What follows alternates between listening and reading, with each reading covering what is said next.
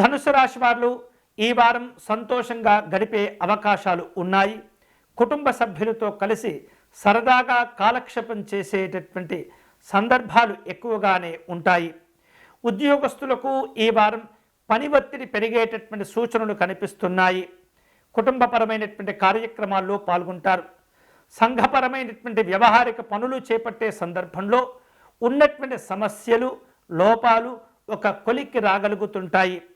సమస్యలను చక్కగా తెలివిగా వ్యవహరిస్తూ ప్రయత్నం చేస్తూ వాటిని అధిగమించగలుగుతూ ఉంటారు.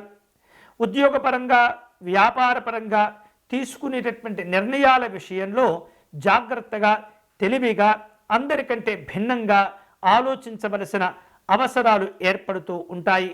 నిర్ణయాలు తీసుకునే సందర్భంలో పెద్దవారి యొక్క ఆలోచనలు, సూచనలు కూడా మీరు పాటించే అవకాశం కనుక ఉన్నట్లయితే వాటికి మొదటి ప్రాధాన్యత ఇవ్వండి. అలాగే ఈ వారంలో రోజువారీ కార్యక్రమాలు నిర్వహించే సందర్భంలో 1-2 సార్లు మీరు సమీక్షలు చేసుకోవటం కూడా మంచిది. వ్యాపారాలను విస్తరింప చేసుకునేందుకు తీవ్రంగా ప్రయత్నం చేస్తుంటారు. భిన్నమైనటువంటి పద్ధతులను అవలంబించేందుకు ప్రయత్నాలు చేస్తుంటారు.